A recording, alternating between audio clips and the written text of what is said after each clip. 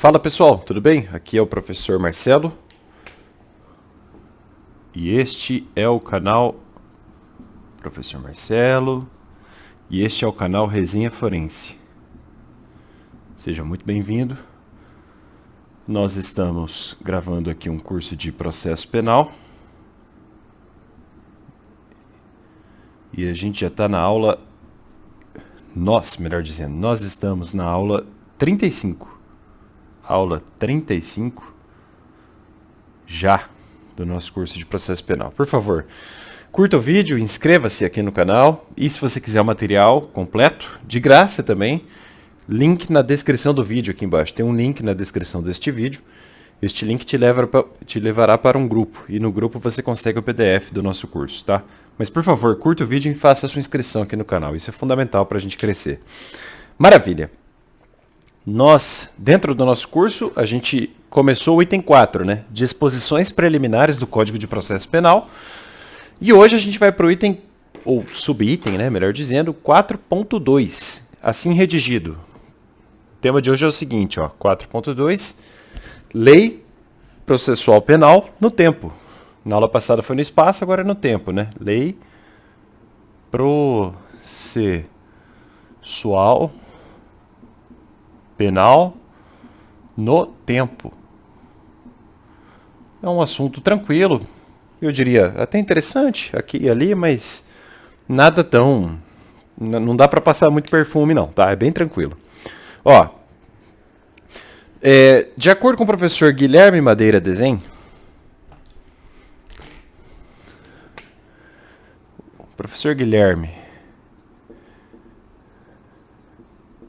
Madeira Desen traz um resumo aqui que eu acho muito oportuno. Ele consegue sintetizar 3 sistemas de solução de conflitos de lei processual penal no tempo. Então, imagine que um processo nasça no ano X e termine no ano Y. Um jeito bem leigo de dizer, né? E digamos que nesse iter haja 3 leis processuais diferentes regulando um mesmo ato. Como é que isso funciona? Quais são as soluções teóricas para isso? Bom, o professor Guilherme Madeira diz que há 3 sistemas. Então, 3 sistemas enfrentando esse problema aqui, né? O primeiro é chamado de sistema da unidade processual. Primeiro vamos fazer a síntese de todos eles, né? Sistema da unidade processual. O segundo, vou dar um espacinho para colocar considerações depois. Vamos fazer um sumário antes. O sistema da unidade processual é o primeiro. O segundo é sistema das fases processuais. Sistema das fases processuais. Sistema da unidade processual, sistema das fases processuais e terceiro mecanismo teórico aí das legislações, sistema do isolamento dos atos processuais. Sistema do isolamento dos atos processuais. Então, sistema da unidade processual, sistema das fases processuais e, por fim, sistema do isolamento dos atos processuais. São os 3 mecanismos teóricos.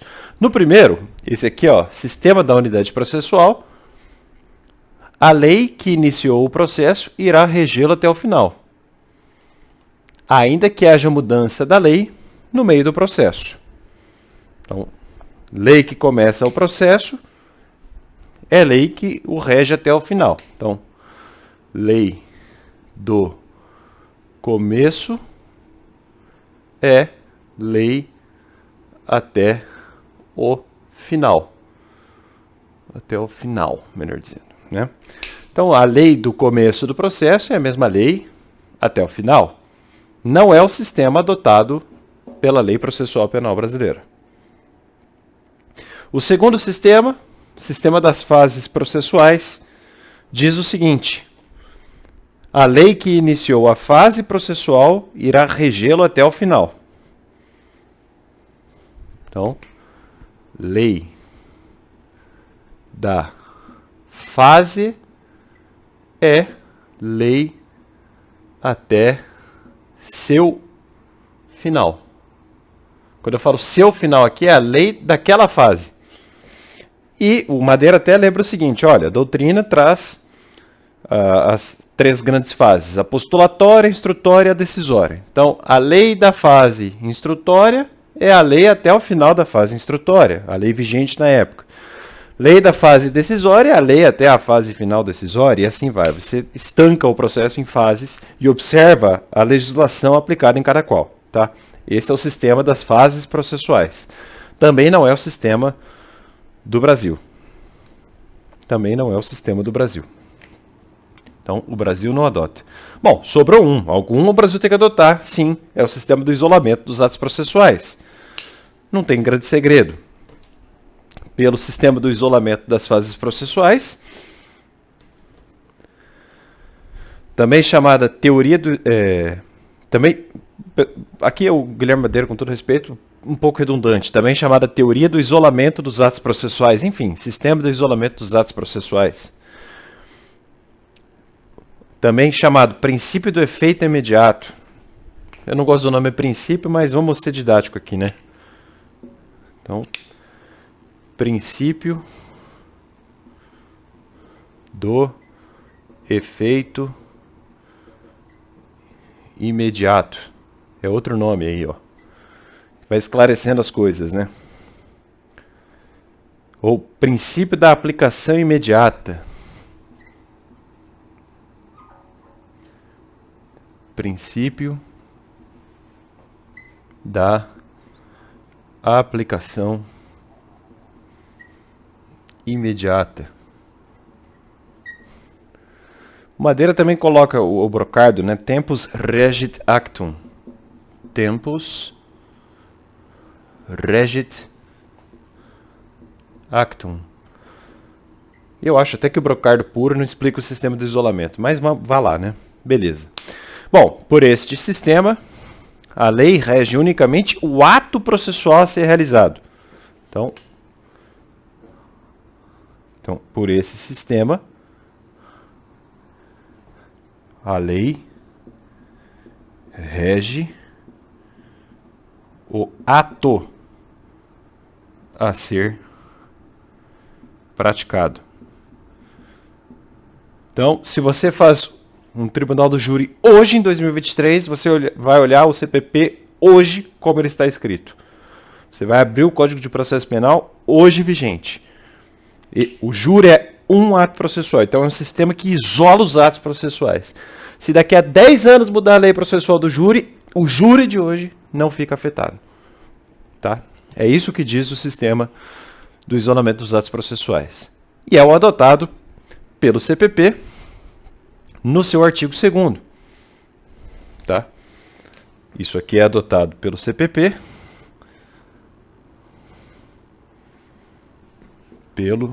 é adotado pelo CPP, mais precisamente seu artigo 2º. Mais precisamente o seu artigo 2º. Bom, artigo 2º este, que diz o seguinte, vamos fazer o dever de casa. A lei processual penal, diz o Código, a lei processual penal, aplicar-se-á desde logo, sem prejuízo da validade dos atos realizados sob a vigência da lei anterior. Então, a lei processual penal, a lei processual penal aplicar-se-á desde logo.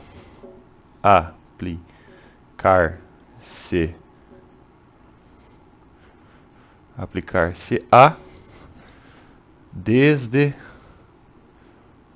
logo. Por isso, efeito imediato ou aplicação imediata, né? A lei processual penal aplicar-se-á desde logo, vírgula, sem prejuízo da validade, olha o plano, né? Não é da eficácia, que é da validade. Então, ó, vírgula, sem prejuízo da validade. O que a lei está falando é o seguinte: você não pode avaliar o plano de validade com uma lei posterior. E não faria sentido mesmo. A rigor, isso aqui é lógico, não é nem legislativo, tá? Mas vamos lá. Sem prejuízo da validade dos atos realizados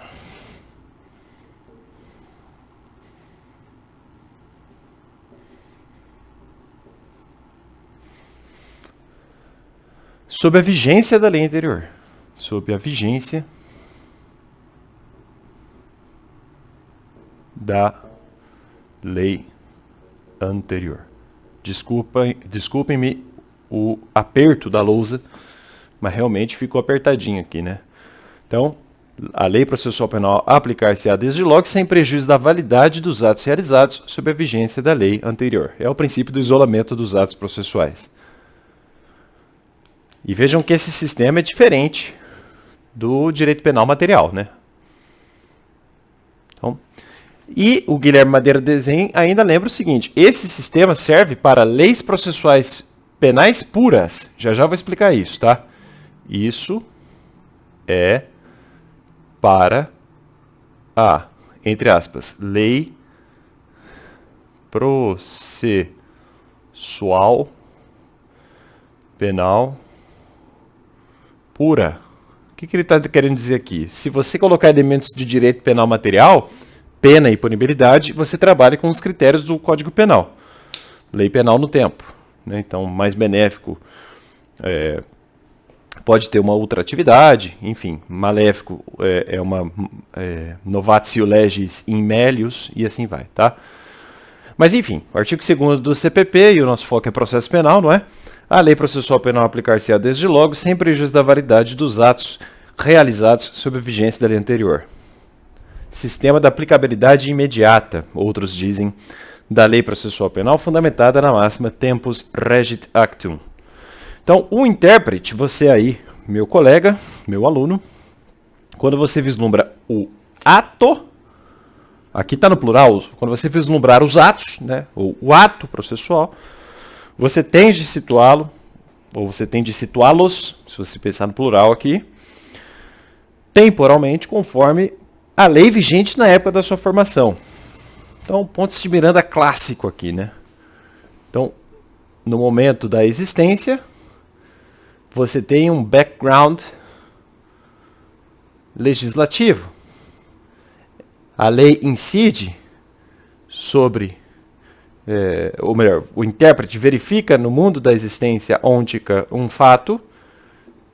Este fato preenche, é suporte fático de uma norma, e aí nós temos um fato jurídico, que se for humano, por exemplo, um ato jurídico stricto sensu, ou mesmo um ato jurídico lato sensu, bom, eu sou civilista, eu me sinto muito à vontade para falar disso, e dentro aqui nós temos os negócios jurídicos e também os atos fatos, né, AF, enfim, não precisa anotar isso, só estou falando o seguinte, ó, foca aqui na categoria do fato jurídico lato sensu. Bom, o momento da existência é o momento de observância da lei daquele momento.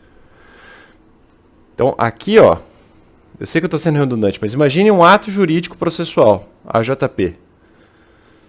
O ato jurídico processual tem um fundamento de validade daquele momento. Não adianta você querer olhar isso aqui com a lei posterior. Porque a lei posterior já traz uma outra fotografia de plano de validade. Não sei se estou sendo didático, mas é bom deixar as coisas claras, né? Então, o que pesa aqui é o momento da existência, ou, grosso modo, o momento exato da incidência normativa processual.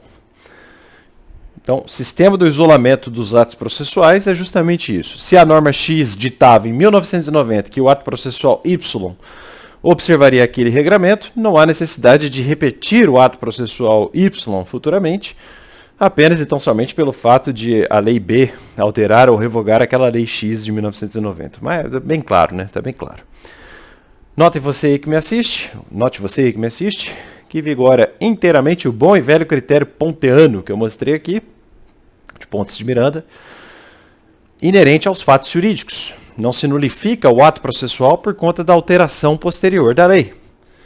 Se em 1990 a Lei X ditava que a audiência de instrução seguiria uma ordem assim assada, não haveria nulidade futura, porque a Lei Z passou a ditar que a partir de 2000 a audiência de instrução teria início com o ato 1 e encerramento com o ato 2, tá? Aliás, no plano da existência do fato jurídico, de acordo com Marcos Bernardes de Mello, talvez um dos maiores, se não o maior especialista de Pontes de Miranda aqui no Brasil, diz ele, o professor Marcos Bernardes de Mello, não se cogita de invalidade ou de eficácia do fato jurídico. Importa apenas a realidade da existência. Isso no plano da existência. Então, quando você olhar o ato jurídico processual, a sua arquitetura existencial tem lá os ditames da lei. E muitas vezes, dentro do suporte fático da lei, você tem a vontade, claro. E o pressuposto da validade, que seria um adjetivo ao substantivo, quer dizer, esta lei diz alguma coisa que deve ser assim ou assado. Este fato jurídico é tal coloração. Essa coloração é a sua validade, enfim. Então, o pressuposto de validade observa no fato jurídico que existe sua validez diante da ordem jurídica em vigor.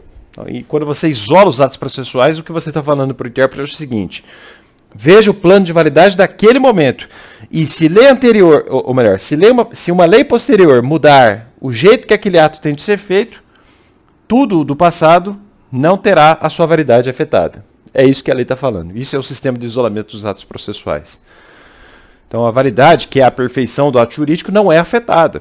E não faria sentido, porque seria uma injustiça a gente querer olhar fatos passados com leis novas. Seria uma retroação de validade. Não pode, não dá. Eu até coloquei uma lição do Marcos Bernardes de Mello no nosso material. Você não precisa saber dessa lição para entender o sistema do isolamento dos atos processuais. Mas ele diz o seguinte: diz-se válido o ato jurídico cujo suporte fático é perfeito. Fático é perfeito. Isto é, os seus elementos nucleares não têm qualquer deficiência invalidante. Não há falta de qualquer elemento complementar. Validade, no que concerne a ato jurídico, é sinônima de perfeição. Na verdade, sinônimo, de perfeição, pois significa a sua plena consonância com o ordenamento jurídico. Bom, e isso aqui resume a teoria do isolamento dos atos processuais, que, convenhamos, não é tão difícil de entender, Aliás, lei processual penal no tempo não é um tema complicado, É até gostoso de trabalhar.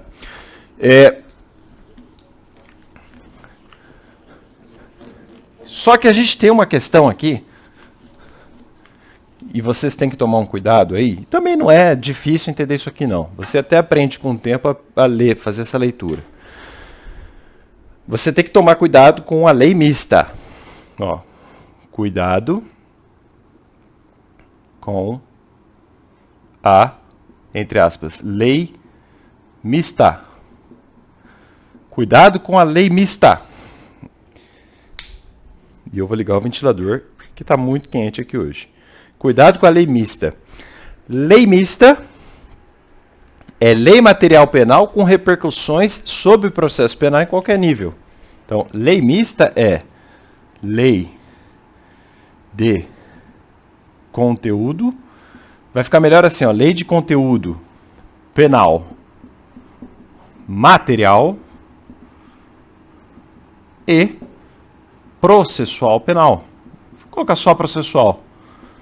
É uma lei que regula o processo penal, mas regulando o processo penal acaba tratando de matéria penal, de direito penal material. Mais precisamente, pena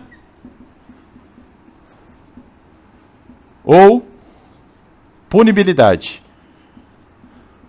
Pena ou punibilidade.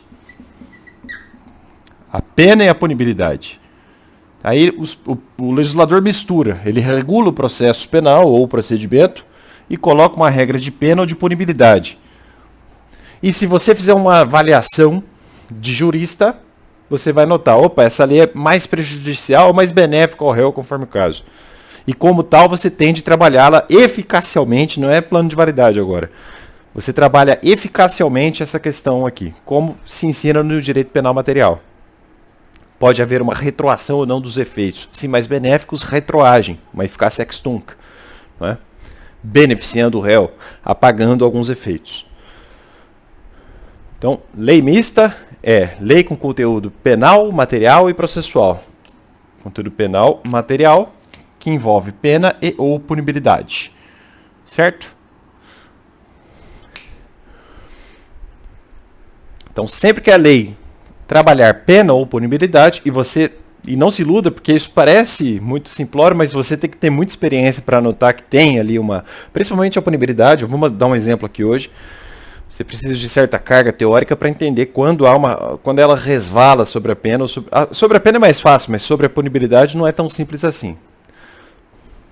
E aí, nesse caso aqui, incidem as regras do CP sobre a lei penal do tempo, né? Artigos 1º, 2º, 3º, 4º. Tá? Caso uma nova lei, uma nova norma, beneficie o réu em assuntos como decadência, ó, alguns assuntos de punibilidade aqui, ó, decadência, prescrição,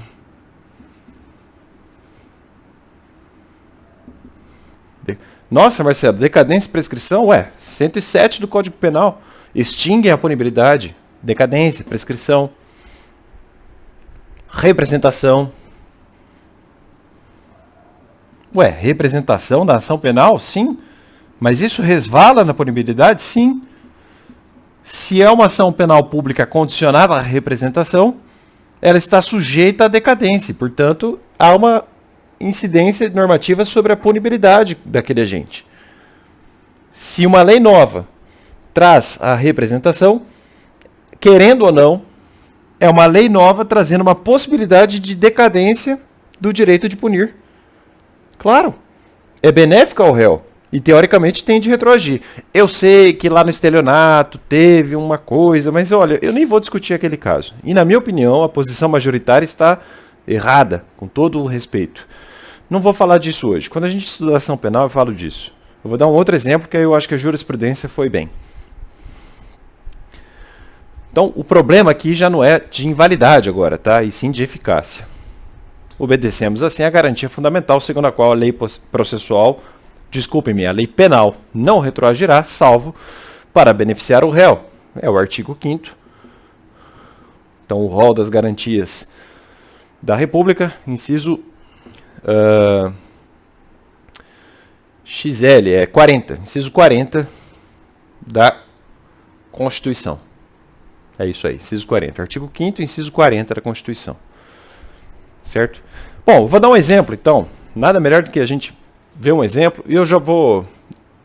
vou apagar o item 4, depois eu escrevo novamente. Preciso de lousa. Um exemplo disso, né, para ficar mais claro. Então, exemplo de hibridez. Vou colocar assim, então. Ó, exemplo de hibridez normativa. Ou seja, nesse contexto aqui, normativa. O que eu quero dizer com hibridez normativa aqui? Bom, uma norma que traga assunto de direito penal e de processo penal a um só tempo. Vejam só esse exemplo. Ó. Exemplo de hibridez normativa. Lei Federal 9271. Lei 9271 de 1996. Lei 9271 de 1996. É um exemplo de lei híbrida. Deixa eu tirar a luz aqui de vocês, né? Pera aí. Cara, essa luzinha na minha lousa, eu vou te falar, hein? Mas, ó, lei 92... Tá dando para ler? 9271 de 1996. Essa lei alterou o famosíssimo artigo 366 do CPP. Então, essa lei aqui alterou o artigo 366 do Código de Processo Penal. Como que mudou? Vamos ver o antes e o depois. Então, ó, antes da Lei 9291 e depois. Antes e depois. Antes, o 366 do CPP dizia o seguinte: O processo seguirá a revelia do acusado, que é citado inicialmente ou intimado para qualquer ato do processo, deixar de comparecer sem motivo justificado. Então, basicamente, o processo seguirá normalmente se o réu, vírgula, citado, vírgula,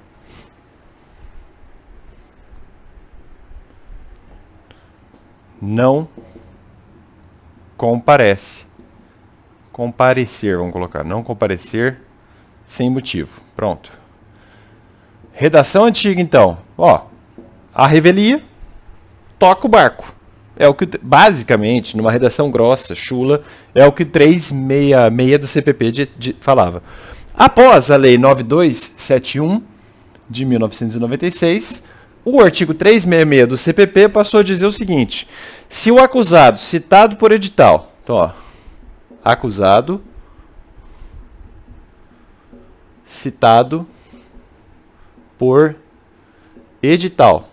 Se o acusado citado por edital não comparece,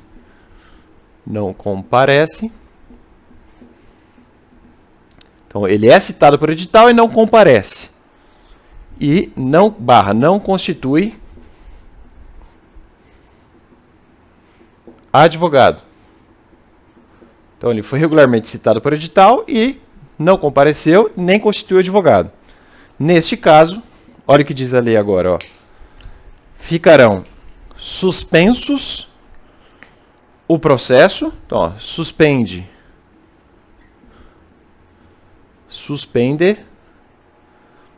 o processo. Mas o mais importante para a nossa aula aqui agora, suspende o processo e suspende o curso do prazo prescricional. Suspende a prescrição. Suspende o curso do processo e o curso do próprio prazo prescricional.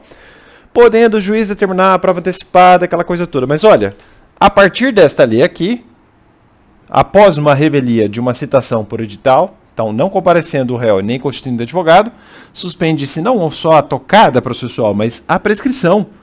Pessoal, suspender lapso temporal de prescrição não é coisa boa para o réu. Isso aqui, da ótica de um penalista, isso é uma novatio legis impeius. É uma norma penal mais drástica.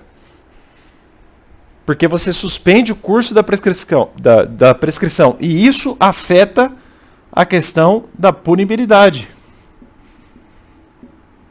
Então vejam, isso tem a roupagem formal do CPP, parece uma lei só processual penal, está no CPP, mora no CPP, tem sim conteúdo procedimental, a questão da suspensão do processo, a questão da citação por edital, etc. Mas aqui, ó, aqui ela tem um quê de direito penal. E aí a doutrina diz, o sistema de isolamento não nos dá uma resposta satisfatória para esse problema. E para a lei híbrida, como eu estou mostrando aqui para vocês, aí o jurista tem de trabalhar com aqueles mecanismos típicos do direito penal de eficácia da lei no tempo.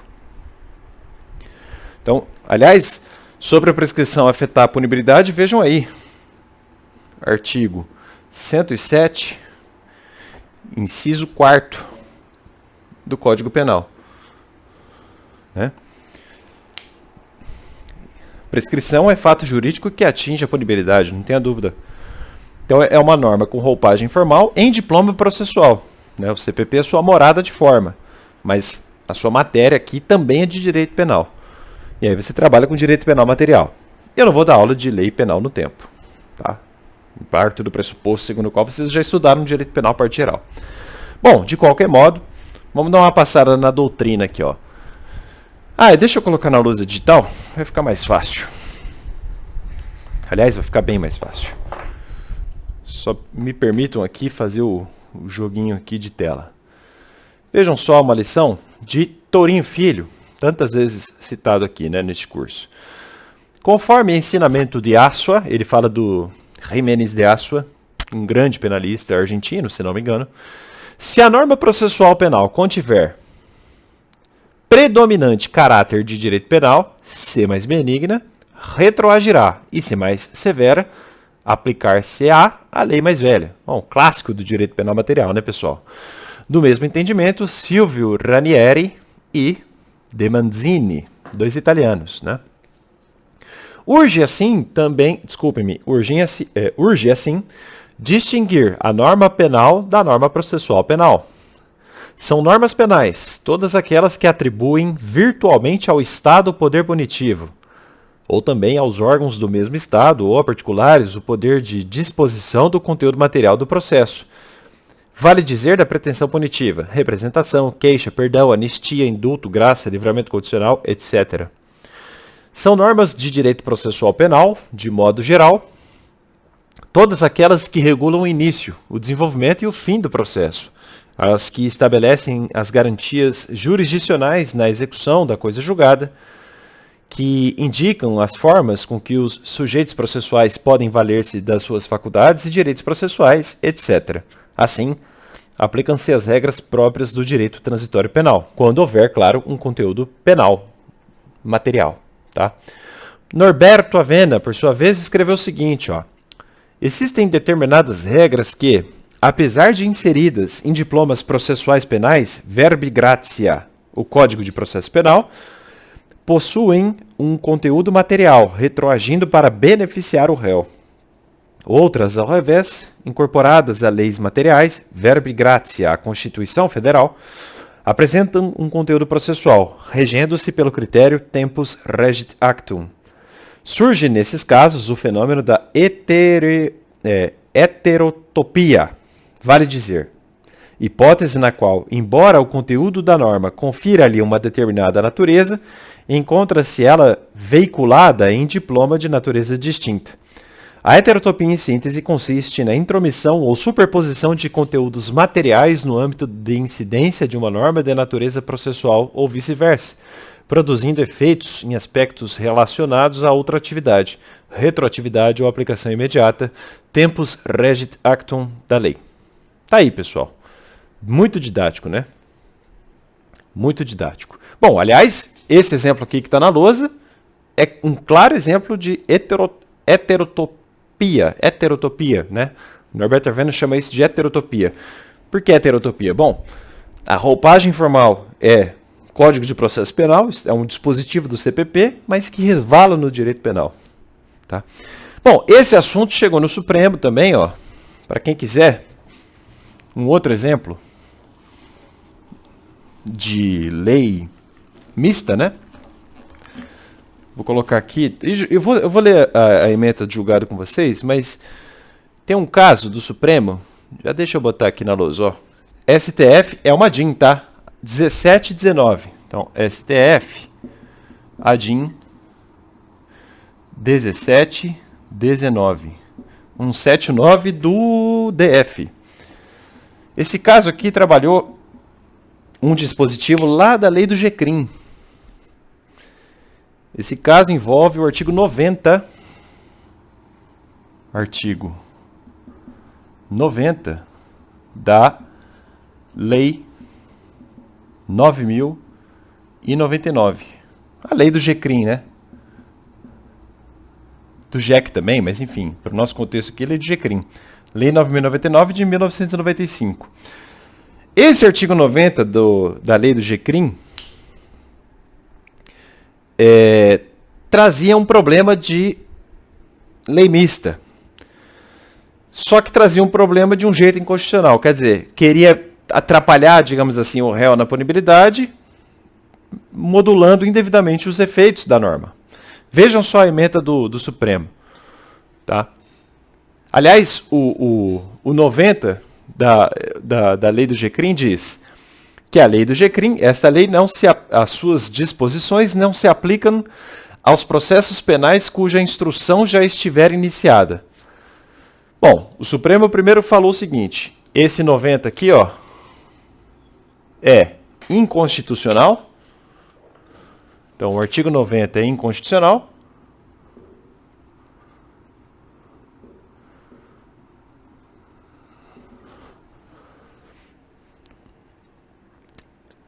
porque é necessário obedecer ao efeito retroativo do conteúdo de direito penal mais benéfico em favor daqueles que já são réus em processos que estão em andamento. Ó, quer saber? Vamos ler a ementa que vai ficar bem mais claro. Deixa eu só de novo setar a lousa aqui. Vejam a ementa aí na lousa. Penal e processo penal. Juizados especiais. Artigo 90 da Lei 9.099 de 1995. Aplicabilidade. Interpretação conforme para excluir as normas de direito penal mais favoráveis ao réu. O artigo 90 da Lei, com L maiúsculo aqui, né, da Lei 9.099, determina que as disposições da Lei dos Juizados Especiais Cíveis não são, ou melhor, dos juizados especiais em geral, né, cíveis e criminais, enfim, não são aplicáveis aos processos penais nos quais a fase de instrução já tenha sido iniciada. Em se tratando de normas de natureza processual, a exceção estabelecida por lei à regra geral contida no artigo 2º do CPP não padece de vício de inconstitucionalidade. Contudo, as normas de direito penal que tenham conteúdo mais benéfico aos réus devem retroagir para beneficiá-los, à luz do que determina o artigo 5º, inciso 40 da Constituição Federal. Interpretação conforme ao artigo 90 da lei do GCRIM, para excluir de sua abrangência as normas de direito penal mais favoráveis aos réus contidas nesta lei. Então tá aí, tá bem claro, né? Espera aí, bem claro, deu para entender o que o Supremo quis dizer aqui. Só para fechar, de acordo com o professor Norberto Avena, vem prevalecendo, e isso é bem tranquilo já, né? Na jurisprudência, a tese segundo a qual norma de execução penal tem caráter material, seguindo assim os critérios de direito penal material. Então, ó, a execução penal, uma lei de execução penal, claro que resvala no processo, mas tem caráter material. Então, sempre que uma lei de execução penal beneficiar o réu, ela tem de retroagir. Vide um pedacinho da progressão de regime, né? Aquela parte lá dos 16% é melhor do que o velho sistema, né? Dá menos do que acho que era 1/6.